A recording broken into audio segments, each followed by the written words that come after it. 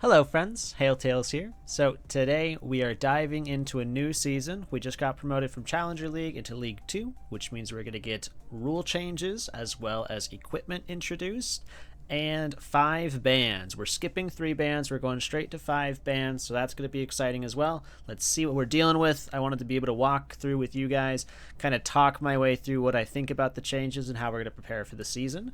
If this is your first time seeing this, these changes are going to be rolled out per month, so not all of them are taking effect at the same time.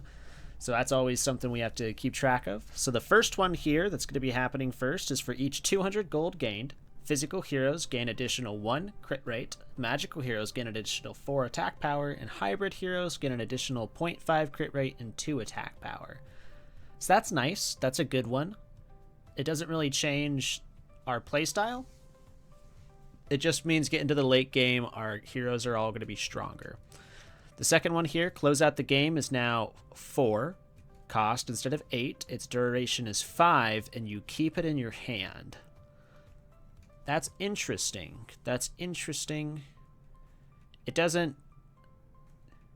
It might be better. You could definitely use it and be pretty energy efficient with it, and especially if you have adrenaline, for example, you can double close out the game because you keep it in your hand. So there's some styles of play that we can use with that, some combos, but it's not going to affect things too drastically either. So neither of these initial 2 patches are going to change the actual full gameplay. And this last one here, turret max HP times 200, but the extra reward of Dragon and Herald, you deal 1 additional damage for each damage to the turret. Okay, so what that's going to fall down to right there is it's kind of going to step on our play style of pushing towers a lot, and it's going to make us want to focus on getting the dragons, because if we're able to stack objectives, we're going to be doing more damage to the tower than we otherwise would be doing, and it's going to have 200% extra health, so it's super important that we get that. And then once we do get to this point in the patch, we gonna have to rely on things like Bart to really push our tower pushing our tower pushing ideas, as well as getting athlete cards to help us push, or we're gonna have to pivot off of tower pushing for a little bit if it's just too much, because depending on our hero pool, we might not be able to get team fight objectives too heavily. So we can look into getting Miki in our top lane hero pool so that we have Miki to throw into team fights, because he'll always participate in the objectives. So if we have a weak team fighting team compared to a strong dueling team on the enemy team, we can go ahead and use Miki to give us the number advantage in some of those. So that's something we can plan on. And then we'll also have to look out to ban Miki during that phase. So we'll have to remember that. We're moving up to 5 bans, so that's cool. 5 bans is great. It's looking like there's only going to be 2 dragons. There's going to be one on round 30 and one on round 60. The 30 is going to be a jungle bot support and only kill 1 enemy hero. 60 is going to be a 5-man team fight, so not a lot of objective fights going on, and we're getting the treasure, which is all heroes gain 100 gold, which really isn't that important. And then we're doing 45 and 75, so 15 rounds after Dragon, we're running into Herald, and we're getting a treasure from Herald, which is going to be choosing a single ally to gain 300 gold. So honestly, objectives are not that powerful. 100 gold and 300 gold isn't anything to scoff at, don't get me wrong, but it's not going to be leading to any crazy pushes in stats for the most part. There's some scarier Herald fights.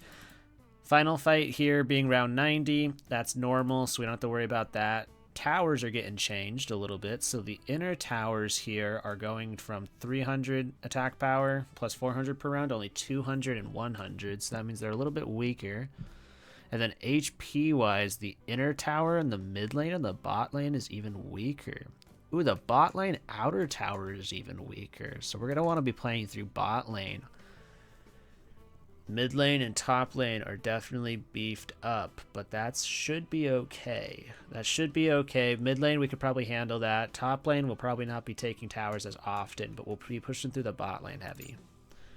Alright, so this is where the fun part comes in, the equipment. So depending on what equipment draws we get here, some heroes might be better than others, and I'm seeing a pretty decent layout.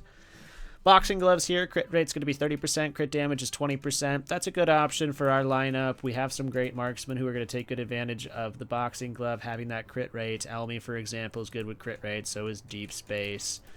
Also, more importantly, our junglers, Manta, Aurelio, Lubos, Pirate Princess, Gillis, even our mid laner with Manta and Gillis are all great with crit, so that's a good item to see. It's not going to be a primary item because we need stuff to build off of that because we need attack damage, but it's definitely going to be like a second or third item. Fearless Turban here, attack power 10, max HP 200. Its field advantage is when attack or harass hits, gain 1 attack power, or when hit by attack or harass, gain 1 attack power. And its fight is when an attack hits, you gain 1, and when you hit by attack, you gain 1 attack power. This is actually really nice for us because we like playing field hit combos, so we can get that stacking up pretty nicely. So it's a cheaper item. The stat bonuses aren't too good, but in combos where we're looking to boost up Bunushan really quickly, or we have a Nitty and we're going for combo based, or even if we're going something crazy like a Nitty and Niels in the bot lane and we're just going full field poke, this could stack really fast. So that's a good draw for our play style in particular. If we were more focused on like initiating and not using field hit as much, obviously this wouldn't be as good. And then we also like building to have our lanes be in a beneficial situation when the harass way. So playing strong harass lanes like Elmi and Dylan and whatnot. So that's a good pick. I like that. Energy Storage Chamber here is a good item. So it's 10 armor, 250 HP. At the beginning of each round, gain 20 attack, max 6 stacks, and this effect doubles when 6 stacks. So when we're going over really long fights, having this item is great. It's okay in the early game, but you don't really want to be building it first because it's stacking after each round. A lot of early game round fights are only going to be 30 long. I mean, it's not 33 rounds long or even 2 rounds long, depending on it. So once we start getting into those 4, 5, 6 plus rounds, it's a great option. You could technically use it on Lubos to negate that with Duel if you're expecting to tank to try to dive really tanky characters early. But that's like a really circumstantial situation. But this is a good secondary or third item, so we're not sad at seeing it. So if we're aiming for the late game and we're going for long team fights, this is a good pickup. Carnivore Medical Record's always a great option. Its crit rate's 15%, and then every time you get a kill, it's going to increase by 5% up to a max of 25. So 5 kills is going to get it to a full 25%. So with the item, you'll have a full 40 with it. Yes, my math's right. I scared myself for a second. So that's 40 crit rate off of one item if you can get it actually stacked up, which is going to be really nice on our junglers. So that's good to see right there. This is also a nice one. Paired off together, they're not as good as you would think unless you have a really powerful attack damage item, which we really don't. That way we'd be playing on a mid laner. So this is kind of, on a top laner or a jungler. So this is kind of scary, but let's talk about it first. So every 1% critical rate increases the hero's attack power by 1, and our critical damage is 20. So if we're stacking our crit rate up to 40 with this item, and then we throw this on top of it, we're also gaining 40 attack power from it with another crit damage on top of that. That's good, but it's not going to be as much attack power as we need between these two items, because neither one of them technically give it in their regular stat, so we have to wait till we get kills to stack this up to gain that attack power bonus. So we normally want to pair that off with an item that has really high attack power, maybe as it's we'd probably go high attack power item first, Carnivore Medical Record second, and then Unlimited Chit third once we get it, because we'll have all the stacks, but we just don't have anything to really pair that off with for a melee hero. So we're looking a little low on damage. I guess our best options for things like Manta, who has field hit, if we're playing in a field hit combo, we can go Turban, Medical Records, and then Ship to kind of make up for that. Otherwise, we are definitely lacking in an actual damage option. Sledgehammer here is going to be great on bruisers, especially things like Wukong and others that are going to stack max health, but this is max HP 600 and then gain an additional 1 max HP attack power. So that's always fun to have. We don't really have... We have a couple of decent health items to actually kind of work into that, so we can make a tanky brawler. We'll see. It might come into handy, or we might never touch that item. The first 5 here are all definitely going to be seeing a lot of play depending on what we're doing with them. These two probably not going to be paired up together as much as I would like, just because I'm going to have to somehow fit in more attack damage or other stats.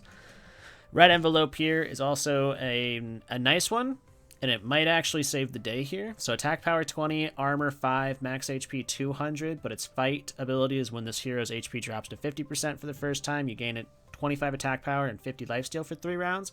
So really, we can go ahead and do something crazy like an early game Carnival Medical Record to start getting that stacked up fast on Manta, go for early game kills, have a secondary red envelope that comes in, which is going to help us with a little bit of survivability with the lifesteal. It increases our attack power since we're a crit-based character with Manta. We hopefully crit, and then we'll have big lifesteal effects from that. Stack this up, and then get our unlimited chip here, so we have 40% crit. We're going to have 60 attack power because we're gaining 40 from this, 20 from this, and then we'll have 25% attack power and 50% once we drop below 50% HP. So that could be a good dueling combo, and that's probably the best that we have with all the items. But Red Envelope is probably going to see some play, especially in the jungle with our duelers if we're thinking about skirmishing a lot. Mask of Fury here, attack power 10, crit rate 15%, crit damage 10%, and when crit hitting, increase 15% damage. This effect can stack up to 3 times. So the question would be, Carnival Medical Record, Unlimited Chip, and Mask of the Fury all stacked together. That only gives us 50 attack power, but that's given us, actually gives us more than that, because it's going to be 55 attack power. So it's given us 65 attack power. That's given us a crit rate of 55% and a crit damage of plus 30. And then when crit hitting, and we can increase that. Ooh, so we go with 30, 45. So Mask of Fury with a full crit build could actually go hard. So we can build this first, this second, this third, just so we have a small stat increase, or we can build this first if we want to be really aggressive.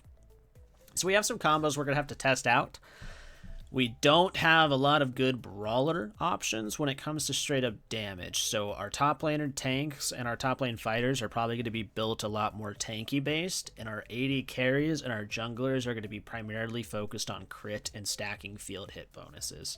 So that's going to be it for the physical. Let's talk about our magical, starting with Stealth Dagger, a phenomenal item to have always, so I'm glad to see it. Our attack power 90, presence of this hero is reduced by 3, but not below 1.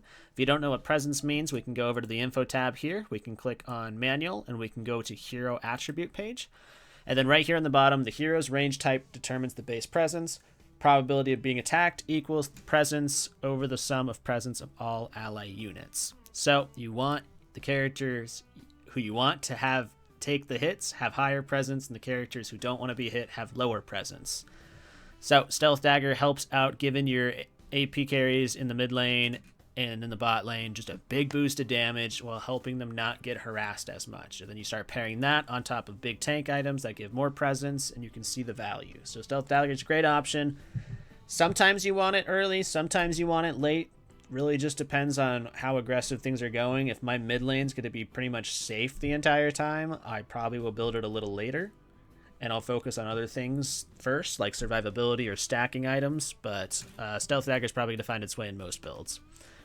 Fragile item sticker here, attack power is 45. Its fight ability is when hitting, the target takes additional 10% damage until the end of this fight. This effect cannot be stacked. This is great items. This is a great item on our AoE mages. So in our mid lane, we have a handful of AoE mages. A Needy can use this item very well. Bunu Shan in the late game as a late game pickup can use this item very well. And then Niels can also use this item very well, which we have in the bot lane. Technically, if we wanted to go crazy, we can build this thing on like Lady Deadfire, but it's not necessary with her. But it's a good item. So we get that stacking additional damage on everybody early with an AoE mage. It's really cheap, so we're pairing this off with a Stealth Dagger. That's 33,000. This one's 2,000, so you can see how it's a good cheap option. But on a non-AoE character, it might not be worth it. We might have better options.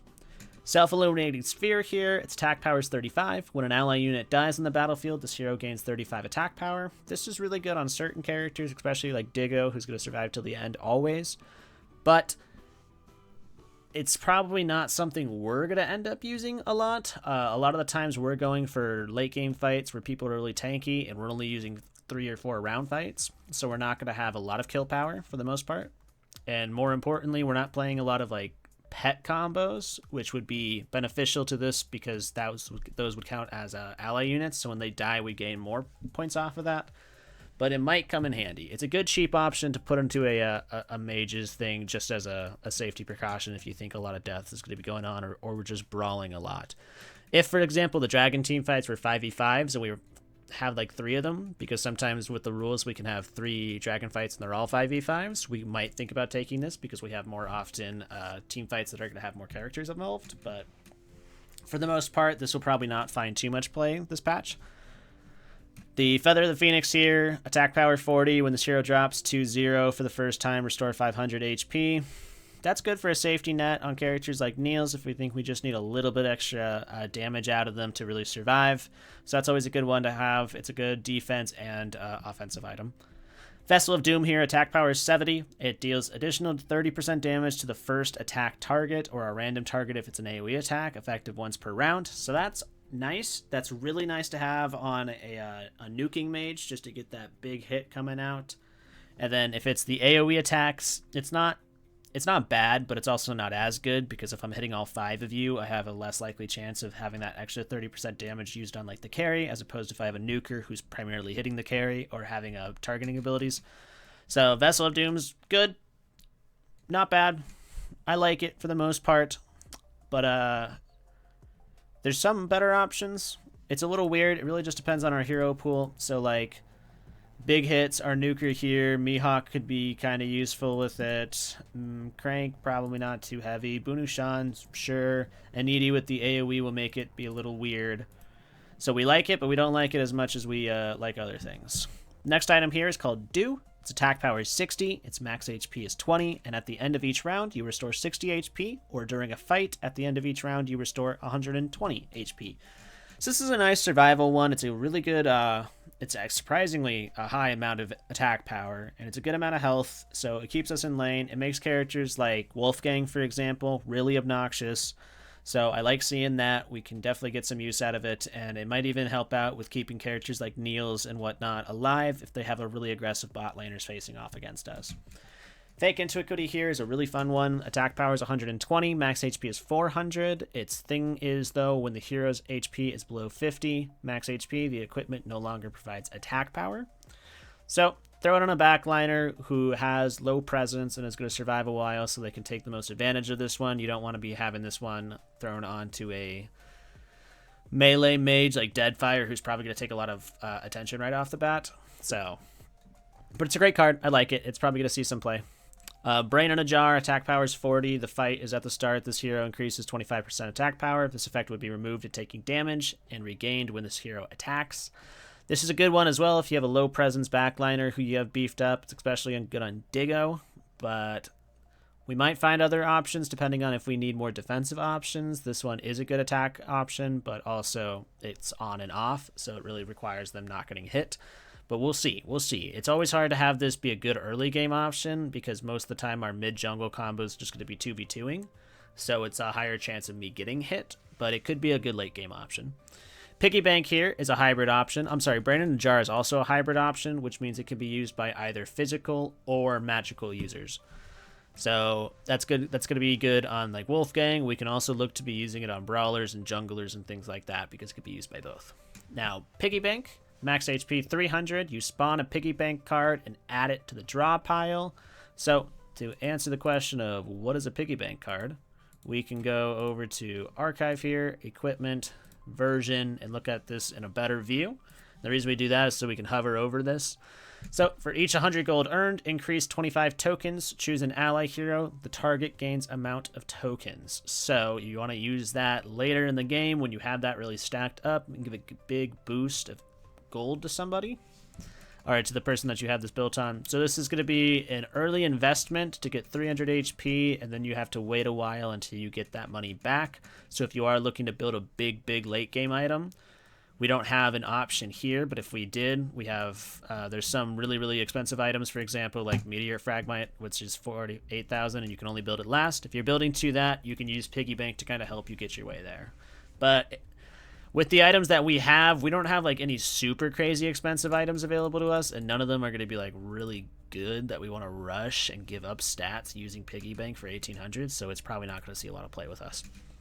Pocket Knife here. Every time an enemy hero gets slain, the equipped hero gains 10 attack power. When 6 stacks, additionally gain 20 crit rate. So this could be a fun one if we want to pair this off with the Carnival Medical Records, and then either Energy Storage, Unlimited Chip, Turban, probably not Sledgehammer ever, or Red Envelope or Mask of the Fury. We can kind of mess around with these because this is also going to be a stacking one that is going to give us more attack power.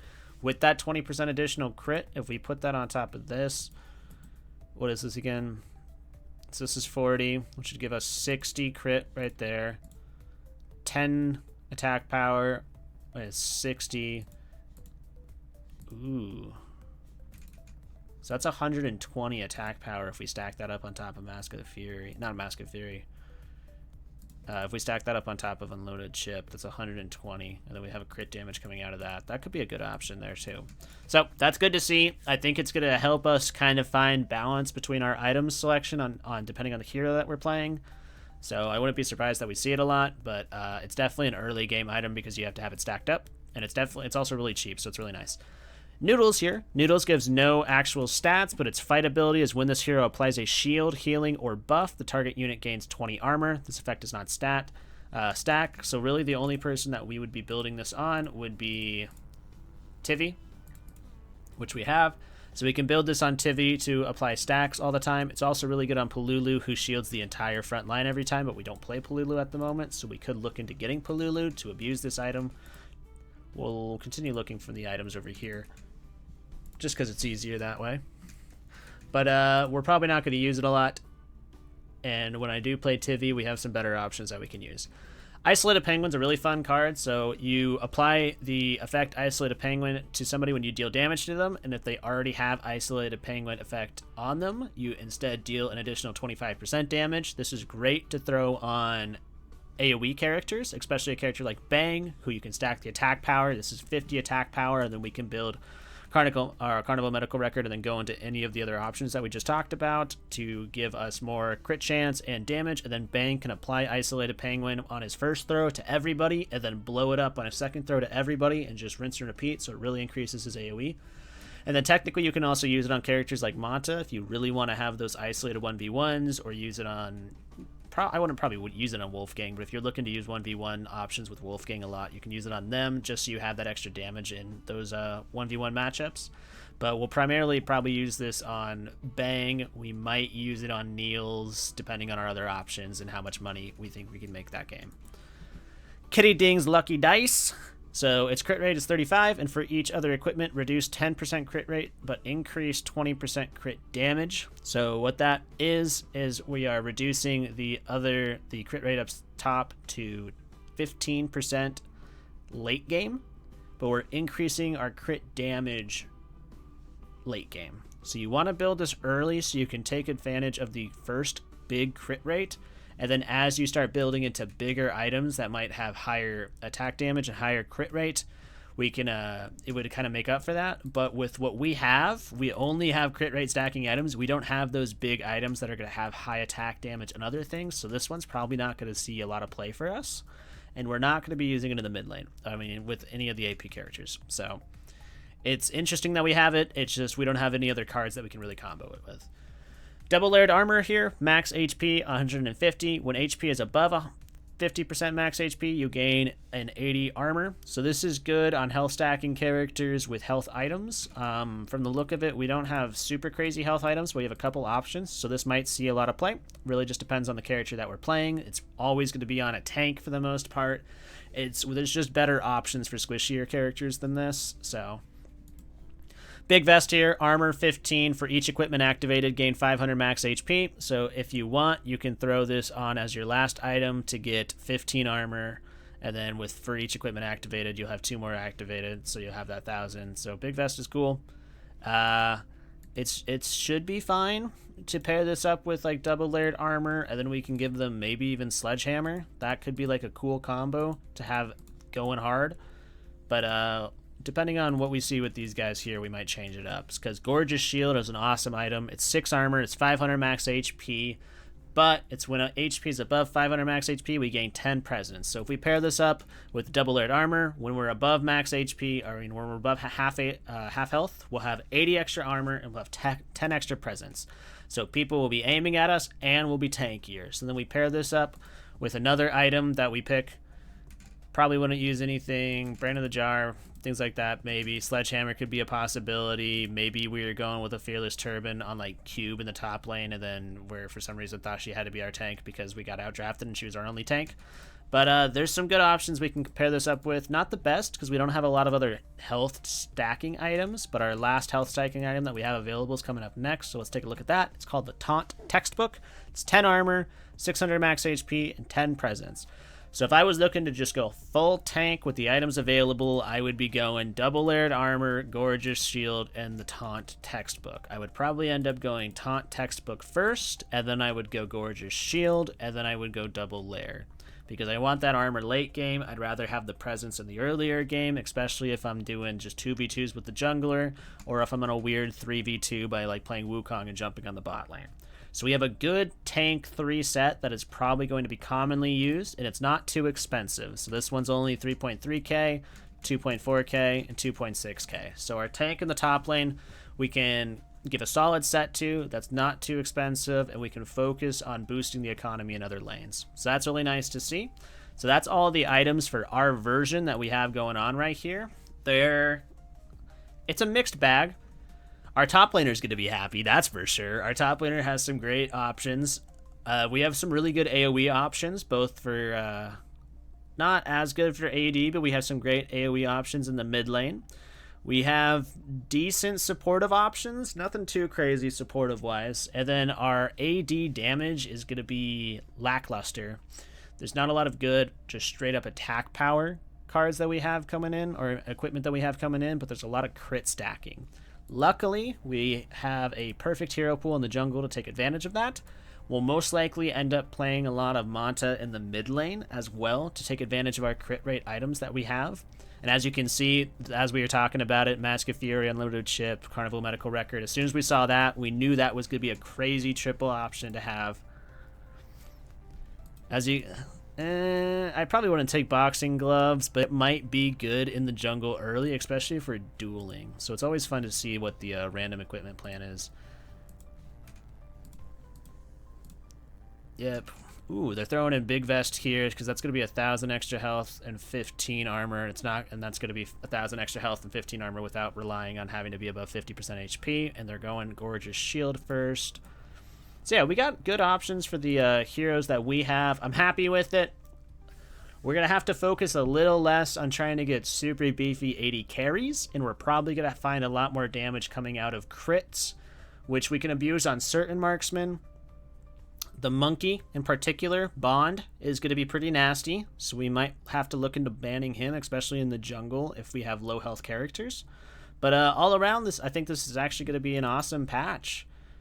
Yeah, we're going up against Team Ace in the upcoming match, and I'm really excited to get into it. So that was my breakdown of our League 2 patch notes. We went through the equipment. Obviously, there's no hero changes because we have all the heroes unlocked from the start. And then we are happy with our version. To go over it, if you guys ever forget, you can go to info here and go down to version right here.